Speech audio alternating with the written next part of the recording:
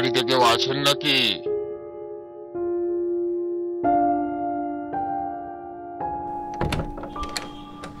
আগে বলুন কাকে চাই? সুদীপ্ত পাত্রের নামে একটা চিঠি আছে। আগে আমি সুদীপ্ত, সুদীপ্ত পাত্র। আচ্ছা, এই নিন আপনার চিঠি।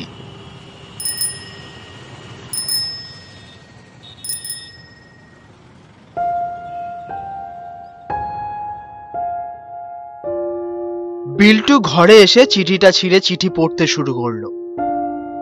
আসলে চিঠিটা সরকারি দপ্তর থেকে এসেছে। বিল্টু এখানে তার মাকে নিয়ে থাকে। বিল্টুর বাবা হঠাৎ অ্যাক্সিডেন্টে মারা যায়, তাই ছেলেকে পৈতৃক ভিটের কথা আর বলে যেতে পারেনি। সরকারি দপ্তর থেকে এসেছে এই চিঠিটা।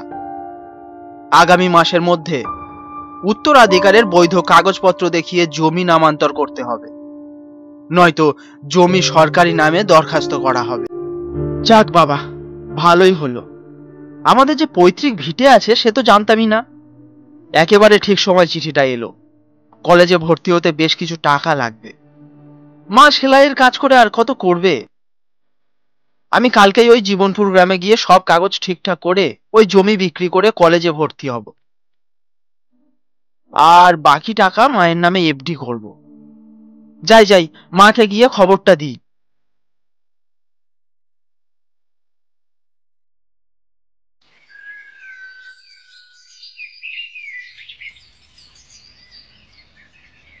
মা, আমি তাহলে আসি।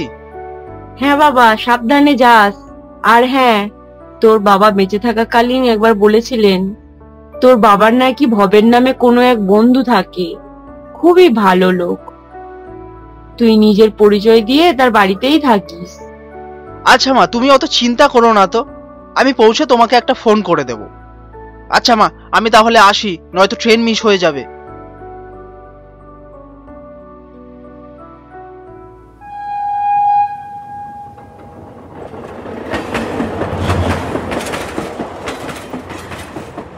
কলকাতা থেকে জীবনপুর দীর্ঘ সময়ের পথ, তাই ট্রেন যখন জীবনপুর স্টেশনে পৌঁছলো তখন রাত 8টা বেজে গেছে। আবার অঝরে বৃষ্টিও শুরু হয়েছে, সঙ্গে বেশ হাওয়াও বইছে। মনে হচ্ছে খুব জোরে ঝড় আসবে।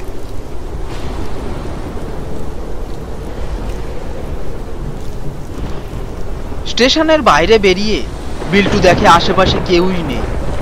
গ্রামে এমনিতেও মানুষ 7টা 8টার মধ্যে ঘুমিয়ে পড়ে। বিল্টু দাঁড়িয়ে দাঁড়িয়ে আকাশ কুসুম ভাবছে। এমন সময় এক মাঝবয়সী লোক স্টেশনের সামনের রাস্তা দিয়ে দৌড়ে দৌড়ে যাচ্ছে। কাকু, ও কাকু, দাঁড়াও না, একটু দাঁড়াও। বিল্টুর ডাক শুনে লোকটা দাঁড়ালো। কি হইছে বাসা, জলদি কও, তাড়াতাড়ি বাড়িতে যাইতে হইবে। খুব জোরে ঝড় নামা মনে হইতাছে। কাকা, জীবনপুর বটতলা কোন দিকে বলতে পারো? আর হ্যাঁ, ভবেন কাকার বাড়িটাই বা কোথায় বলতে পারো? ও, তুমি ভবেনের খুঁজতেছো? এইদিকে সোজা সইলা যাও, বটতলা পৌঁছাইয়া যাইবা, ওইখানেই ভবেনের বাড়ি।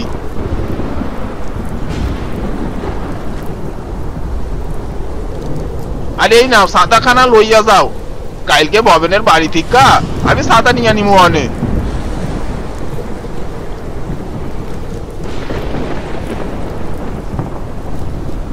লোকটি এই কথা বলা মাত্রই দৌড়ে তার নিজের বাড়ির দিকে রওনা দিল।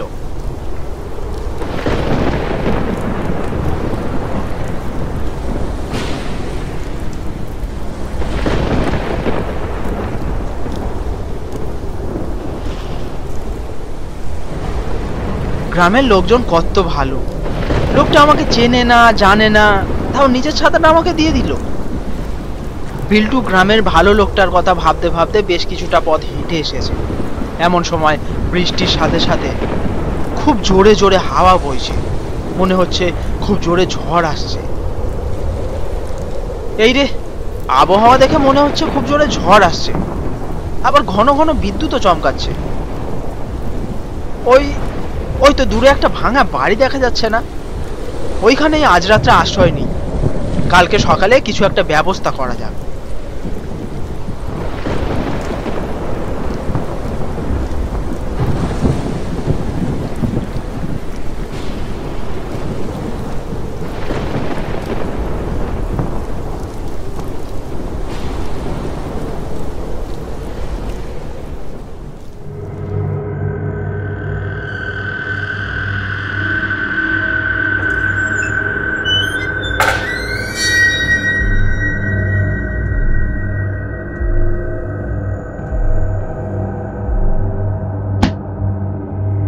ওরে বাবারে, কি জোরে লাগলো!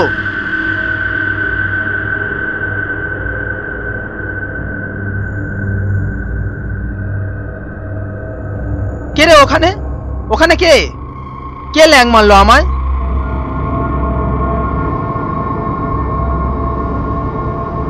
না না, এত রাতে কেউ এখানে কি করে আসবে? মনে হয় পায়ে কাদা লেগে আছে, সেই জন্য পিছল খেয়ে পড়েছি।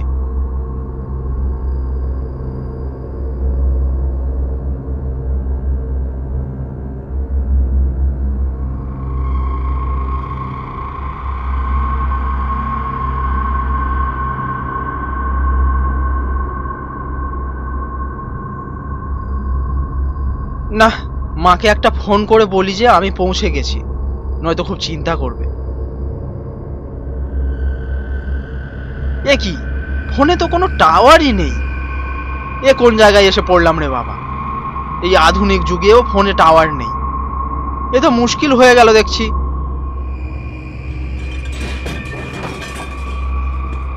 বাসন পড়ার আওয়াজ পেলাম বলে মনে হলো, ভিতরে নিশ্চয়ই কেউ আছে। যাই গিয়ে দেখি তো, খিদেও পাচ্ছে, দুটো খাবার না হয় চেয়েই খাবো।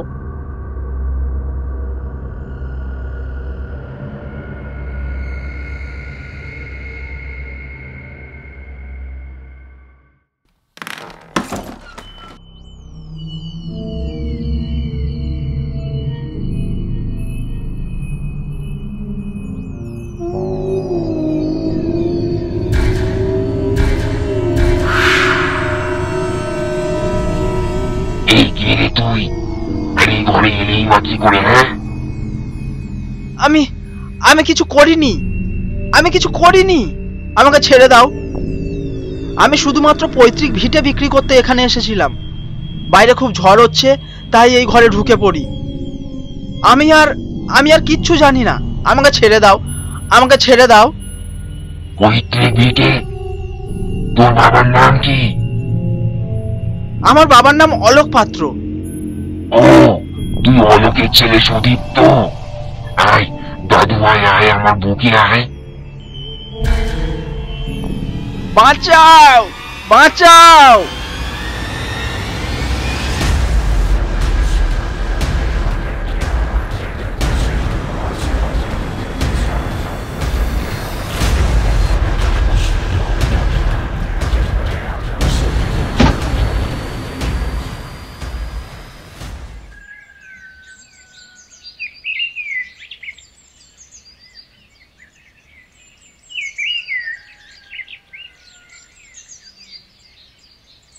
কে রে বাছা, তুই কোত্থেকে আইছস?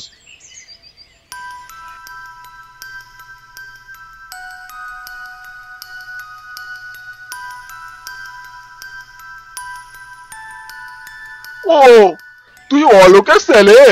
আমি ভবেন, তোর বাবার বন্ধু। চল, তুই আমার সাথে চল, তোর সব কাজ হইয়া যাইব। আর হ্যাঁ, কাল রাতে যার সাথে তোর দেখা হয়েছিল, ওইটা তোর দাদু কালীচরণ পাত্র। ওইখানেই তোর দাদু থাকতেন। মৃত্যুর আগে তোরে দেখতে চেয়েছিল, সেই আশা কাইল পূর্ণ হয়েছে ওনার। এইবার ওনার আত্মা শান্তি পাইব। চল চল, তোরে এখনো অনেক কথা কওনের আছে, চল আমার বাড়ি চল।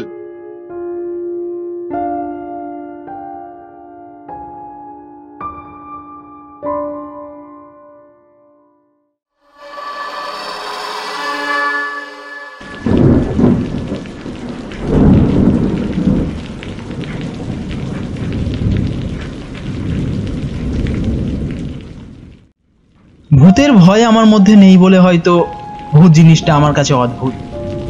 ভৌতিক ঘটনা অনেক শুনেছি, ভুতুরে বাড়ির কথা শুনেছি, ভূতের গল্পও পড়েছি দেশ বিদেশে। কিন্তু এত স্বাদ থাকতেও জীবনে কোনোদিন ভূতের পাল্লাই পড়িনি। এমনকি নিশি ডাক বলে ব্যাপারটার অভিজ্ঞতাও কোনোদিন হয়নি। নিশি ডাক নিয়ে তো কম গপ্পগাছা নেই। কত মানুষের জীবনে নাকি নিশি ডাক শোনার অভিজ্ঞতা হয়েছে। নিশি ডাকে সাড়া দিয়ে ভুতুরে মৃত্যুর কথাও শুনেছি। কিন্তু আমি জানি ব্যাপারটা আসলে একটা রোগ। যারা তথাকথিত নিশি ডাক শুনে বাইরে বেরিয়ে যায়, ঘুম চোখে মাঝরাত্রে বিছানা ছেড়ে রাস্তায় বেরিয়ে আসে, ইংরাজিতে তাদের বলে স্লিপ ওয়াকার। এ রোগের চিকিৎসাও আছে। মোট কথা, ভূত যে আসলে মনের বিভ্রম, নিশি ডাক যে এক প্রকার রোগ, এই ধরনের বিজ্ঞানসম্মত ধারণা নিয়েই আমার বয়স বেড়েছে। আমি বন্ধুদের সঙ্গে বাজি ফেলে শহরাঞ্চলের পরিত্যক্ত বাড়িতে রাত কাটিয়েছি। মধ্যরাত্রে গঙ্গার ধারে জঙ্গলাকীর্ণ শ্মশান পথে একা একা ঘুরেছি। নির্জন শ্মশানে গিয়ে চিতার পোড়া কাঠ তুলে এনে বন্ধুদের দেখিয়েছি। আমার ভূতের ভয় হয়নি। ভূতের ভয় থাকলে সেদিন রাত দুপুরে আমার মাথার কাছে খোলা জানালা দিয়ে বিমলানন্দবাবুর ডাক শুনে খালি হাতে বাইরে বেরিয়ে আসতাম না। যদিও বিমলানন্দবাবু আমার পরিচিত সজ্জন লোক, তবুও সেদিন রাতের ঝড় বৃষ্টির আবহাওয়ায় বিমলানন্দবাবুর ডাক নিশি ডাকের মতো মনে হওয়া স্বাভাবিক ছিল। চেনা জানা কণ্ঠস্বরেই নাকি ঘুম থেকে নিশি ডেকে নিয়ে যায়। আমারও সবে বিশ্বাস নেই বলেই অগ্রপশ্চাৎ না ভেবে বেরিয়ে পড়েছিলাম। বেরিয়ে যে অভিজ্ঞতা হলো তা আমার জীবনে প্রথম। বলতে গেলে আমার মনোচিত্রের মানচিত্রখানাই বদলে দিয়েছে। সেদিন বাড়ি থেকে 7-8 কিলোমিটার দূর এক আত্মীয়ের বাড়ি বিয়ের নিমন্ত্রণ ছিল। রাত হয়ে গিয়েছিল বেশ। দিনকাল ভালো নয়, তাই গায়ে গয়না নিয়ে আমার স্ত্রী সেদিন বাড়ি ফিরতে চাইল না। ছেলেকে নিয়ে বিয়ে বাড়িতে রয়ে গেলেন। আমার নতুন বাড়ি, খালি রাখা চলে না, তাই আমি একা ফিরে এসেছিলাম। রাত তখন 10:30। লোডশেডিং চলছিল। আকাশে মেঘ ডাকছিল আর শনশন বাতাস। বাড়িতে ঢুকতে না ঢুকতে বৃষ্টি আরম্ভ হলো।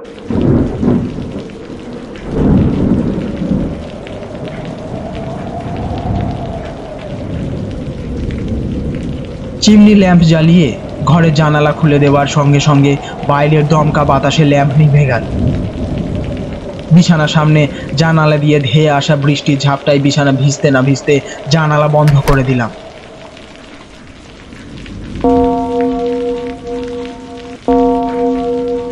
ঘড়িতে ঢং ঢং করে 11টা বাজলো। মশারি টাঙিয়ে শুয়ে পড়লাম। বাইরে তখন তুমুল বৃষ্টি আর মত্ত হাওয়ার দাপাদাপি। মাথার কাছে বন্ধ জানালাটায় বাতাস মাথা করছে। শব্দ হচ্ছে ঠক ঠক ঠক ঠক।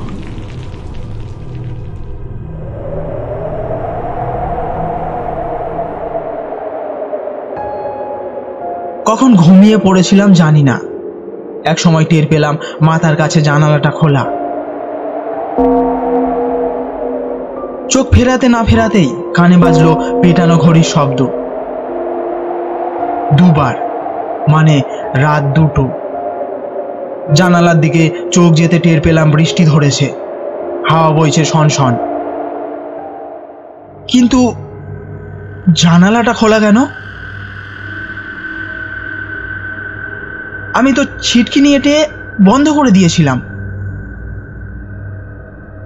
নাকি মাঝে একবার উঠে জানালা খুলে বৃষ্টির খবর নিয়েছিলাম? মনে করতে পারলাম না। মনে পড়ছে জানালা বন্ধ করেছিলাম, কিন্তু খুলল কে? বালিশের নিচে রাখা টর্চটা হাতের মুঠোয় ধরে জ্বালাতে গিয়ে দেখলাম জ্বলছে না, ব্যাটারি ফুরিয়েছে। 2 বার ঝাঁকানি দিতে একটু আলো পেলাম। বিজন বাবু, একবার বাইরে আসবেন। এক্ষুনি? কে? আমি লাফিয়ে উঠে বসে মশারির ভেতর থেকেই টর্চের আলো ফেললাম। টর্চের মরা আলোতেও জানালার দিকে মুখ লাগানো বিমলানন্দ বাবুকে চিনতে আমার অসুবিধা হলো না।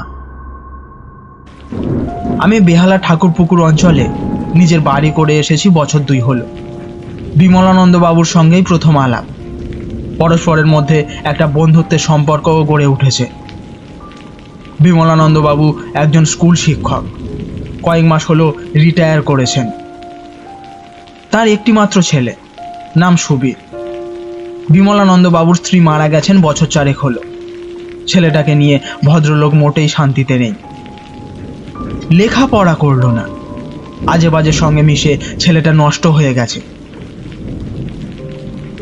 বিমলানন্দ বাবুর মতো একজন সজ্জন শিক্ষকের এরকম মস্তান ছেলে কেউ কল্পনাও করতে পারে না, কিন্তু সবই ভবিতব্য।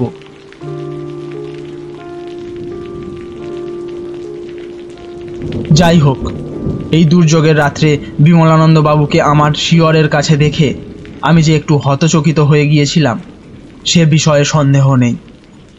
এমনকি অস্বীকার করব না, এই সময় আমার মনে নিশি ডাকের কথাও এসেছিল। বিমলানন্দ বাবুর সঙ্গে সকালবেলাতেই বাজারে দেখা হয়েছিল।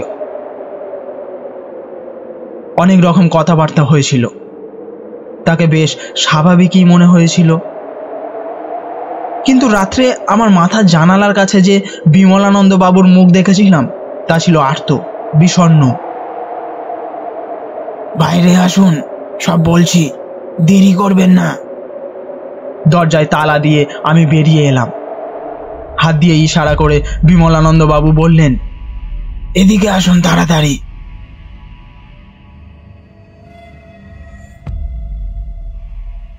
তার পরনে লুঙ্গি, গায়ে গেঞ্জি। বিমলানন্দ বাবু বেশ কিছুটা এগিয়ে গেছেন পুকুর পাড়ের রাস্তা ধরে। আরে মশাই, ব্যাপারটা আগে বলবেন তো। আসুন তাড়াতাড়ি, আমার ছেলেটাকে ওরা খুন করার জন্য ধরে নিয়ে গেছে। এ পাড়ায় সব কাপুরুষের বাস। এ সময় ডাকলে কেউ সাড়া দেবে না, তাই আপনার কাছে এলাম। আপনাকে আমি চিনি তো। আমাদের বাড়ি ছাড়িয়ে পুকুর পেরিয়ে গাবতলা বাগানের দিকে ছুটতে ছুটতে কথাগুলো বললেন বিমলানন্দ বাবু। আমি ছুটছি তার পেছন পেছন। খুন করার জন্য তার ছেলেকে কারা ধরে নিয়ে গেছে, অথচ ভদ্রলোক বাইরে বেরিয়ে পাড়া না গিয়ে চুপি চুপি শুধু আমাকে এই রাত দুপুরে কোথায় নিয়ে চললেন? নিশি ডাক ব্যাপারটা আমার মনে এলো, কিন্তু আমার চোখে তো তন্দ্রার লেশ মাত্র নেই। 100% জেগে আছি। সম্পূর্ণ জ্ঞানতই আমি বিমলানন্দ বাবুকে বিপদে সাহায্য করতে চলেছি। নিশি ডাক ফাঁক সব বাজে, ভূতেরাও এমন কাণ্ড করতে পারে না।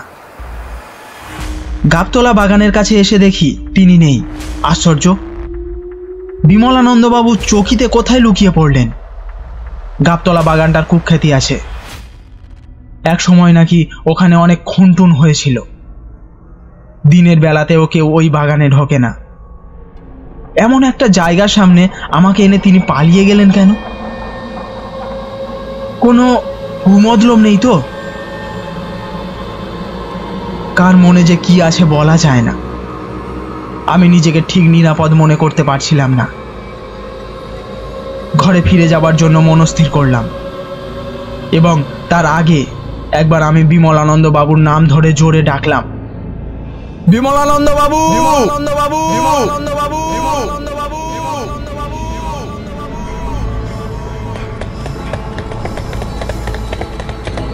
তার কোনো সাড়া পেলাম না।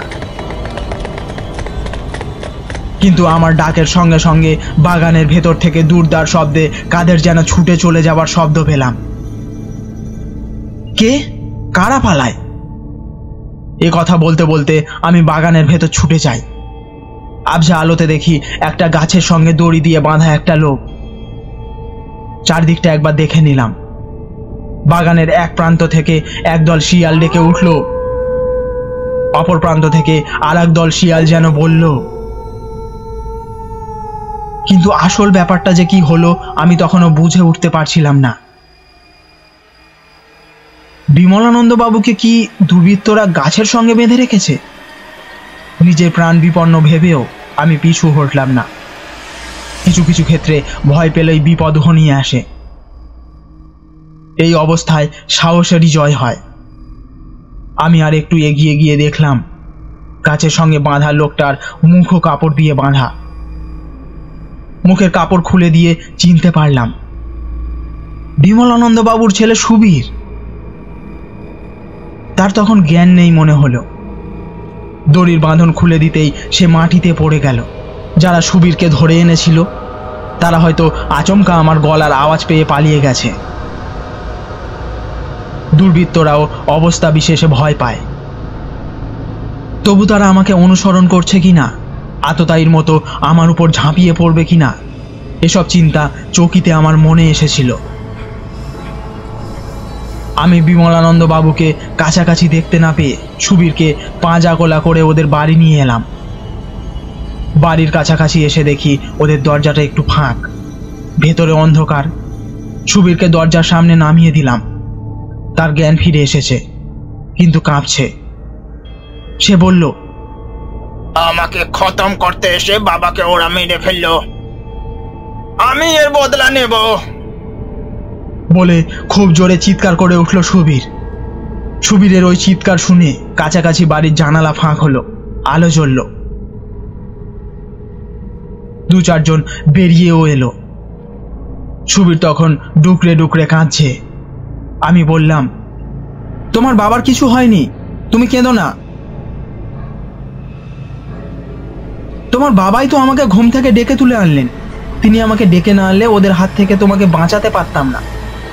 বিস্ময় আর আতঙ্ক ভরা চোখে সুবীর আমার দিকে কিছুক্ষণ তাকিয়ে থেকে বলল, এসব কি বলছেন আপনি? ঠিকই বলছি। আমাকে বাগানে পৌঁছে দিয়েই তোমার বাবা হয়তো খুনিদের ভয়ে লুকিয়ে পড়েছেন। তিনি নিশ্চয়ই আসবেন। তুমি এখন ভেতরে চলো। সুবীর যাবে কি, সে উঠতেই পারছে না, ওর মাথা টলছে। সুবীর আর কিছু বলতে পারে না, অজ্ঞান হয়ে যায়।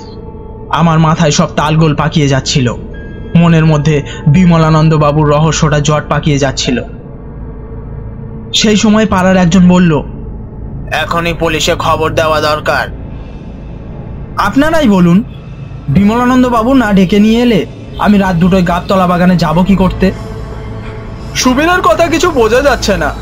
বিজনবাবু বলছেন যে কিছুক্ষণ আগে বিমলানন্দ বাবুই তাকে ডেকে এনেছেন। আরে ঠিক আছে, ওসব কথা থাক, আপনি ঘরে ঢুকে আলোটা জেলে একবার দেখুন না। আমি বারান্দা দিয়ে হেঁটে ঘরে গেলাম। চৌকাঠের কাছে কি পড়েছিল, ধাক্কা খেয়ে পড়তে পড়তে সামলে নিলাম। আলো জ্বালিয়ে দেখি চাপ চাপ রক্তে ঘর ভেসে যাচ্ছে। তার মধ্যে বিমলানন্দ বাবুর মৃতদেহ পড়ে আছে। পরনে তার সেই লুঙ্গি আর গেঞ্জি। সুবীরের কথাই ঠিক, কিন্তু আমার ঘরের জানালা খুলে আমাকে গাবতলা বাগানে ডেকে নিয়ে গেল কে?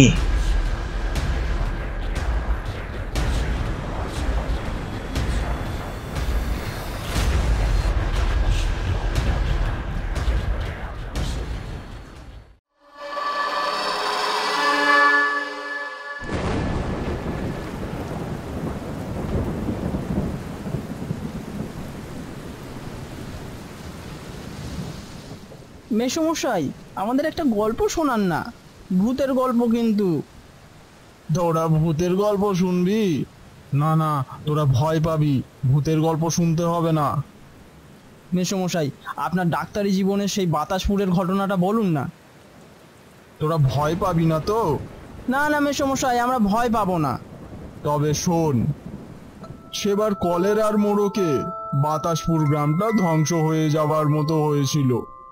সেকালে গ্রামে ঘরে এই রোগ একবার ঢুকলে গ্রামকে গ্রাম উজাড় হয়ে যেত। তখন শ্রাবণ মাস, সকাল থেকেই সেদিন প্রচন্ড দুর্যোগ চলেছে। সেই দুর্যোগে সারাদিন রোগী দেখে রাত্রিবেলা ক্লান্ত হয়ে ঘুমোচ্ছি। এমন সময় হঠাৎ দরজায় কড়া নাড়ার শব্দ।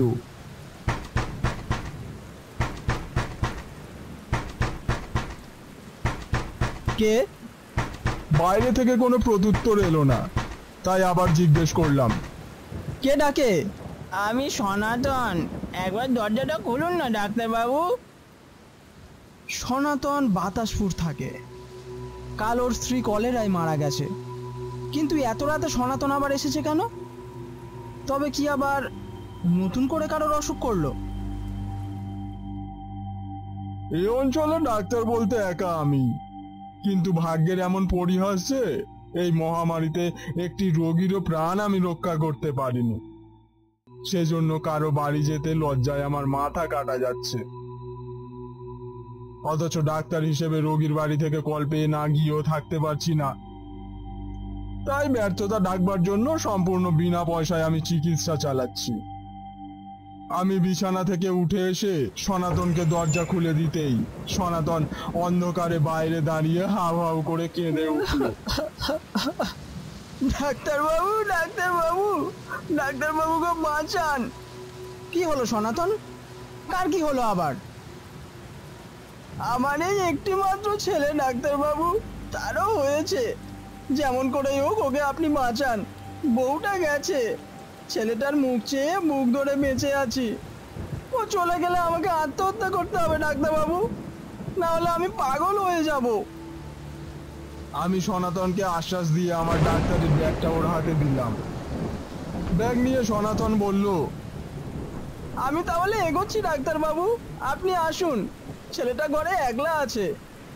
হ্যাঁ হ্যাঁ, যাও, আমি এক্ষুনি যাচ্ছি। সনাতন এগোলো। আমি চালাঘর থেকে আমার শীর্ণকায় ঘোড়াটাকে বের করে আনলাম। তারপর ছাতা মাথায় দিয়ে তার পিঠে চেপে টর্চের আলোয় পথ দেখে বাতাসপুরে চললাম। রাত তখন 1টা। দুর্যোগ খুব বেশি না হলেও ঝিমঝিম অনবরতই চলছে। মাঝে মাঝে বিদ্যুৎ চমকাচ্ছে, গুড়গুড় করে মেঘও ডাকছে মাঝে মাঝে। আশাউড়া, বাবলা ও খেজুর গাছের গা ঘেঁষে আমি মেঠো পথে ঘোড়ায় চেপে চলেছি।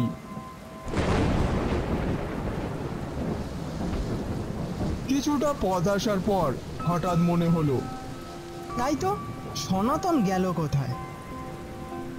ও আমার আগে গেলেও পায়ে হেঁটে গেছে, কিন্তু আমি চলেছি ঘোড়ায় চেপে। এতক্ষণে তো ওকে ধরে ফেলবার কথা। যাই হোক, বাতাসপুরে ঢোকার মুখে একটা খাল আছে। সেই খালের ধারে এসে থামলাম আমি। সেইখানে একটা পিটুলি গাছের গুঁড়িতে ঘোড়াটাকে বেঁধে রেখে একটা অবলকা সাঁকো পার হয়েও ওপারে গেলাম। খালের দুপাশে কালকাসুন্দেও বেড়াকলমির ঝোপ। সাঁকো পেরোতেই শুনতে পেলাম অন্ধকারে ঝোপের ভেতর থেকে কে যেন ডুবরে কেঁদে উঠল।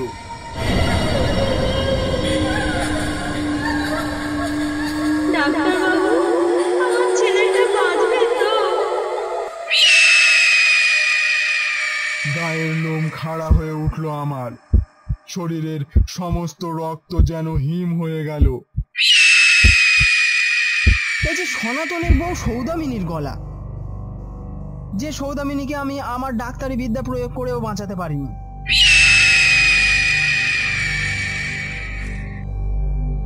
কাল দুপুরে আমার চোখের সামনে সে মারা গেছে। গায়ের লোকেরা মুখাগ্নি করে কাল যাকে খালে ভাসিয়ে দিয়েছে, সেই সৌদামিনী ছেলের অসুখের জন্য হাহাকার করে উঠলো কি করে?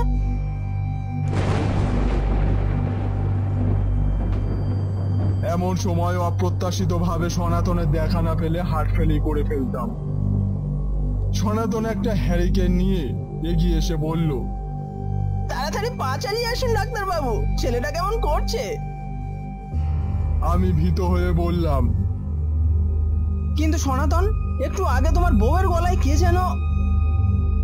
ওসবে কান দেবেন না ডাক্তারবাবু, ওরকম অনেক কান্না শুনতে পাবেন এবার থেকে।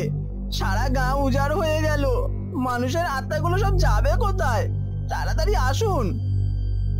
আমি মনে সাহস সঞ্চয় করে সনাতনের পিছু পিছু চললাম।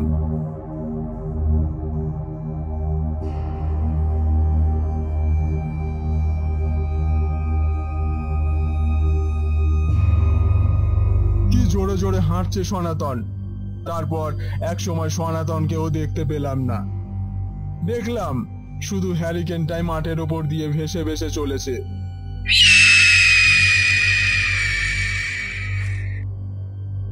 আমার তখনকার অবস্থার কথা বলে বোঝাবার নয়। আমি মন্ত্রমুগ্ধের মতো সেই আলোকের অনুসরণ করলাম। এক সময় আলোটাও মিলিয়ে গেল। আমি তখন সনাতনের ঘরের সামনে দাঁড়িয়ে আছি। ঘরটা অন্ধকার।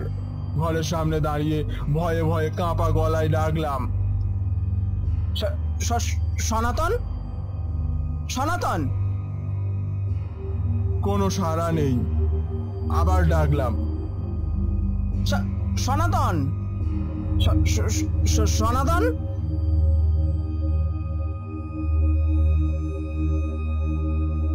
আমার ডাক শুনতে পেয়ে আশেপাশের বাড়ি থেকে দু একজন আলো নিয়ে এগিয়ে এলো। কে, ডাক্তার বাবু নাকি?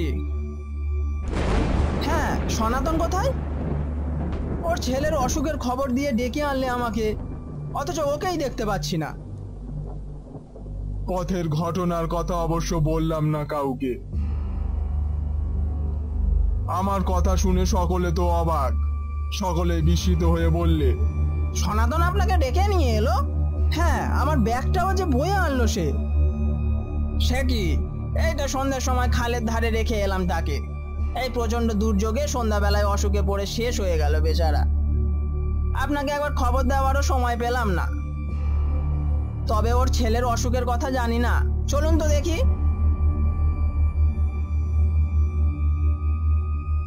আমরা সকলে আলো নিয়ে ঘরে ঢুকতেই দেখলাম সনাতনের ছেলেটা বিছানাপত্র নোংরা করে শুয়ে শুয়ে কাতরাচ্ছে।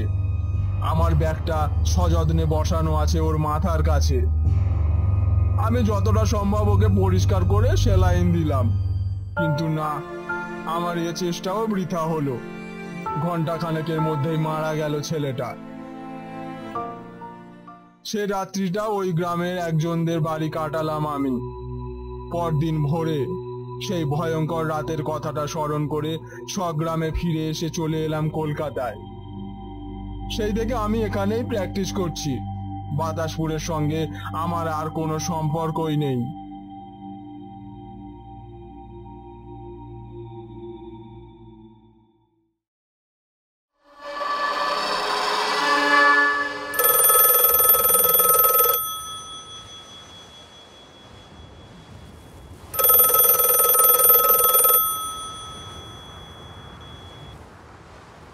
ঝট করে ভেঙে গেল ঘুম। টেলিফোনের ঘন্টা। সঙ্গে সঙ্গে শুনলুম ঘরের দেওয়াল ঘড়িটা চিৎকার করছে। তন্দ্রাকাতর চোখ না খুলেই একে একে গুনলুম রাত 12টা।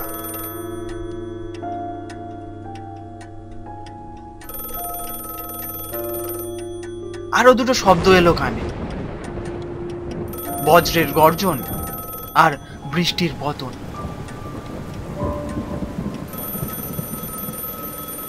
নিজের ডাক্তারি জীবনকে ধিক্কার দিতে দিতে ধর্মর করে উঠে বসলুম বিছানার উপরে। এই শলীলাক্ত দুপুর রাত্রি, নিশ্চয়ই কোনো রোগী।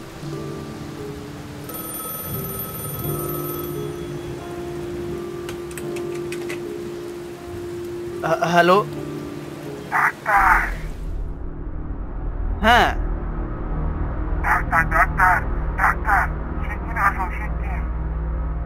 কোথায়? আমার বাসায় 7 নম্বর 7 স্ট্রিট। অসুখটা কি? আমি এখনই মারা যাবো ডাক্তার। আমার দম বন্ধ হয়ে আসছে। আমি আর কথা বলতে পারছি না। শিগগির ডাক্তার। আর কোনো সাড়া নেই। রিসিভারটা রেখে দিয়ে কি করব ভাবতে লাগলো। জানালার উপরে শোনা গেল দমকা ঝোড়ো বাতাসের কড়াঘাত, কিন্তু শেষটা যাওয়াই স্থির করলো।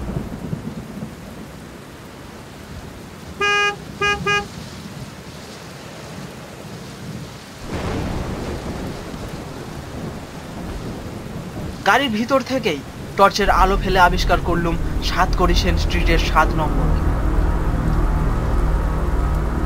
একখানে পুরানো ছোটখাটো দোতলা বাড়ি। প্রত্যেক জানালা, এমনকি সদর দরজা পর্যন্ত ভিতর থেকে বন্ধ। দরজা জানালার ফাঁক ফাঁক দিয়ে দেখা যাচ্ছে না একটি মাত্র আলোক রেখাও। এত রাত্রে ড্রাইভারের ঘুম ভাঙায়। নিজে এসেছি গাড়ি চালিয়ে। ব্যাগটা পাশ থেকে তুলে নিয়ে রাস্তায় গিয়ে নামল। এ কি রাস্তা না বেগবতী স্রোতস্বতী! কল কল করে ছুটন্ত জল ধাক্কা মারছে হাঁটুর উপর পর্যন্ত উঠে। যেদিকে তাকাই চিহ্ন নেই জনপ্রাণী। এ যেন মানুষের পৃথিবীই নয়। কেবল মানুষ কেন, পথচারী কুকুর, বিড়াল এবং রাত্রির পেচক বাদুড়াও যেন আজকে এই পৃথিবী ছেড়ে পলায়ন করেছে কোথায় কেউ জানে না। কেবল দীপ্ত নেত্র গ্যাস পোস্টগুলো পায়ের তলায় নিজেদের অভাবিত প্রতিবিম্ব দেখে দাঁড়িয়ে আছে স্তম্ভিতের মতো। কি কনকনে ভিজে বাতাস! ও বৃষ্টি না নৈশ প্রেতিনীদের পায়ের মলের শব্দ। শীতে কাঁপতে কাঁপতে 7 নম্বর বাড়ির কাছে গিয়ে সদর দরজার কড়া নাড়তে লাগলুম সজোরে। হঠাৎ খুলে গেল দরজাটা। বাড়ির ভিতরটাও অন্ধকার। কে দরজা খুললে দেখবার জন্য টর্চ ব্যবহার করল, কিন্তু কারোকেই আবিষ্কার করতে পারলুম না। ভাবলুম বোধহয় কোনো অন্তপুরিকা এসে দরজা খুলে দিয়েই তাড়াতাড়ি আবার ভিতরে চলে গিয়েছেন। কিন্তু কি মুশকিল, এরা ডাক্তারকে ডাক দিয়েছে অথচ বাড়ির ভিতরে একটা লণ্ঠন পর্যন্ত জ্বেলে রাখেনি। অন্ধকারেই বাড়ির ভিতরে 2-4 পা এগিয়ে গলা তুলে বিরক্ত ভাবে বললুম, মানুষের চোখ অন্ধকারে চলে না, একটা আলো দেখাবার ব্যবস্থা করুন। আলো নেই, আলো দেখাবার লোকও নেই। টর্চ জ্বেলে এগিয়ে আসুন। ডান দিকেই সিঁড়ি, দোতলায় উঠে বাঁ দিকের প্রথম ঘরেই রোগীকে দেখতে পাবেন। কে কথা কইছে? কোথা থেকে কথা কইছে? চারিদিকে টর্চের আলো ফেলতে লাগলো। সামনে দেখা গেল কেবল একটা সরু পথ, তার উপরে ছাদ, 2 পাশে 2 দেওয়াল। কোথাও মানুষের ছায়া পর্যন্ত নেই। যে কথা কইলে সে নিশ্চয়ই আমাকে দেখতে পেয়েছে, নইলে আমার টর্চের উল্লেখ করতো না। কিন্তু আমি তাকে দেখতে পাচ্ছি না কেন? ডাক্তার, ডাক্তার, নির্বোধের মতো দাঁড়িয়ে রইলে কেন? উপরে এসো, উপরে এসো। অপার্থিব কণ্ঠস্বর আসে যেন খুব কাছ থেকে, আসে যেন বহু দূর থেকে। বুকের কাছটা ছমছম ছমছম করতে লাগলো। সদর দরজাকে সশব্দে নাড়া দিয়ে আচমবিতে বাড়ির ভিতরে ঢুকে পড়ল বৃষ্টির কাদা জল মাখানো খানিকটা দমকা হাওয়া। নিজের দুর্বলতায় নিজেই লজ্জিত হয়ে সামনের দিকে এগিয়ে চললুম।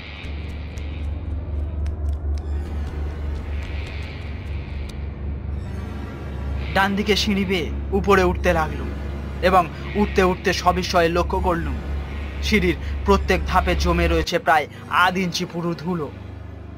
সেই ধুলোর উপরে নেই একটি মাত্র পদচিহ্ন। যেন বহু কালের মধ্যে এই সিঁড়ির উপর দিয়ে কোনো মানুষই ওঠানামা করেনি। আর একটা ব্যাপার অনুভব করলাম, আমার চারিদিক ঘিরে যেন কোনো মৃত বা জীবন্ত অদৃশ্য বিভীষিকার ধারণাতীত উপস্থিতি। যেন আমার প্রত্যেক পদক্ষেপ লক্ষ্য করছে তার জাগ্রত চক্ষুহীন দৃষ্টি। থেকে থেকে আমার গা এমন শিউরে শিউরে উঠতে লাগলো যে আবার থমকে দাঁড়িয়ে পড়ে ভাবতে লাগলো, অতঃপর এই অস্বাভাবিক বাড়ি ত্যাগ করে আবার বাইরে বেরিয়ে যাওয়া উচিত কিনা। ডাক্তার, কত মরার হার নিয়ে চেড়ে রাতের পর রাত কাটিয়েছ, কত পচা গলা মরা দেহ কেটে কেটে ডাক্তারি পাস করেছো, তবু তুমি ভয় পাচ্ছ কেন? আমি ভয় পাইনি। কিন্তু তুমি কাঁপছো। ঠান্ডা হাওয়ায় আমার শীত করছে।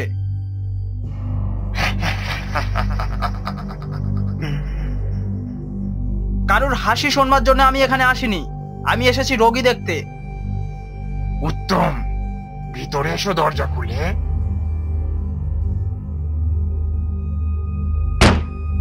দরজায় ধাক্কা মারলুম, খুলল না। দেখতে পাচ্ছ না দরজায় বাইরে থেকে শিকল তোলা আছে? তাই বটে। শিকল নামিয়ে ঠেলা মেরে দরজা খুলতে ভিতর থেকে বেগে বেরিয়ে এলো যেন হিমালয়ের তুষার মাখানো বাতাসের একটা ঝটকা। ঠক ঠক করে কাঁপতে কাঁপতে আবার পিছিয়ে এলো। এসো এসো, আর দেরি করো না, আমার দম বন্ধ হয়ে আসছে, আমি আর কথা কইতে পারছি না। Doctor, doctor. নিজেকে সামলে নিয়ে ঘরের ভিতরে গিয়ে দাঁড়ালো। ঘুটঘুট করছে অন্ধকার, নাকে লাগলো গলিত সবের দুর্গন্ধ। সেটা আমলে না এনে টর্চ জ্বালবার উপক্রম করতে। আলো জ্বেলো না ডাক্তার, আলো জ্বেলো না।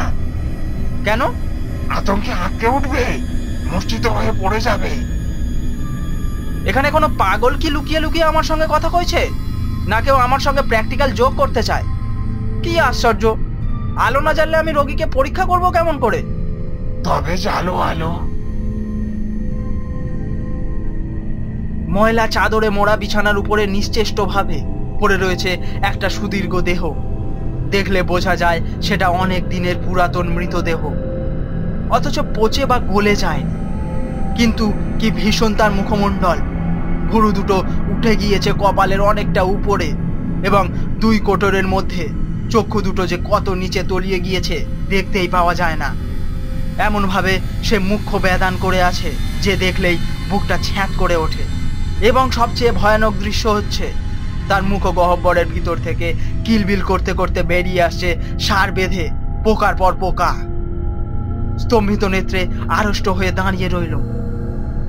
হে ভগবান, এই কি আমার রোগী? ডাক্তার, ডাক্তার, এ জম যন্ত্রণা সইতে পারছি না যে, শিগগির এসো। দেখতে পাচ্ছ না আমাকে আক্রমণ করছে দলে দলে নরকের কীট। এই পোকাগুলোকে তাড়িয়ে দাও, এই পোকাগুলোকে তাড়িয়ে দাও। উফ! বেশ বুঝতে পারলুম সেই রোমাঞ্চকর অমানসিক কণ্ঠস্বরটা বেরিয়ে আসছে ওই হাঁ করা মুখ বিবরের ভিতর থেকেই।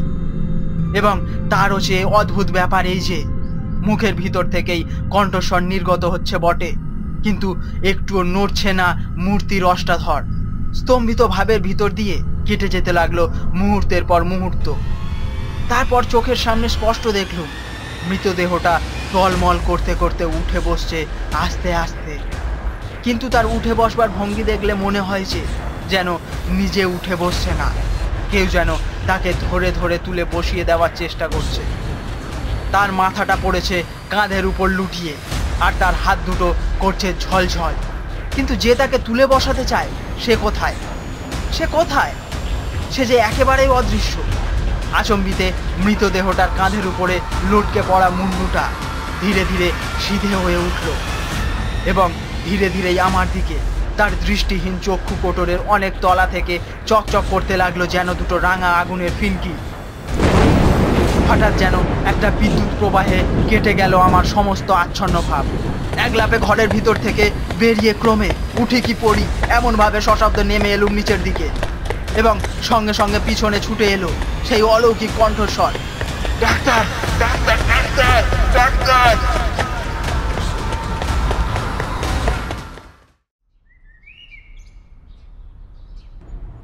দিন তিনেক পরে সাহস সঞ্চয় করে এক সকালে কৌতূহলী মনে আবার হাজির হলুম 7 নম্বর সাতকড়ি সেন স্ট্রিটে।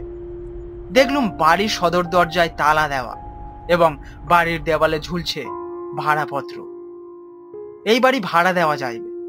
অবাক হয়ে ভাবছি, এমন সময় পিছন থেকে শুনলাম, ডাক্তার বাবু এখানে কেন? ফিরে দেখি আমারই পরিচিত লোক, এই অঞ্চলেই তার বাসা। দিন তিনেক আগে এই বাড়িতে এক রোগী দেখতে এসেছিলাম, কিন্তু আজ দেখছি সদরে তালা দেওয়া। ডাক্তার বাবু বাড়ি ভুল করেছেন, এ বাড়ি আজ 1 বছর ধরে খালি পড়ে আছে। বাড়িখানার ভারী বদনাম, কেউ নিতে চায় না। এ বাড়ির শেষ ভাড়াটা কে? ভুবনেশ্বর বাবু। তিনি এখন কোথায়? পরলোকে। এই বাড়িতেই তিনি মারা যান? হ্যাঁ, হৃদযন্ত্রের ক্রিয়া বন্ধ হওয়ায় হঠাৎ তিনি মারা পড়েন। তার আত্মীয় স্বজন কেউ ছিল না, পাড়ার লোকেরাই উদ্যোগী হয়ে সৎকারে ব্যবস্থা করে। কিন্তু পরলোকেও কি টেলিফোন যন্ত্রের ব্যবস্থা আছে? কারণ ভুবনেশ্বর বাবু তারপরেও বার কয়েক আমার সঙ্গে সংযোগ স্থাপন করেছিলেন। প্রতি শনিবারেই রাত 12টায় ফোনের ঘন্টা বেজে ওঠে। ডাক্তার, ডাক্তার, ডাক্তার, শিগগির এসো ডাক্তার, শিগগির। ভুবনেশ্বর বাবু আজও আমাকে ডাকাডাকি করেন কিনা জানি না, কারণ এখন শনিবার রাত্রে টেলিফোনের ডাকে আমি সাড়াই দিই না।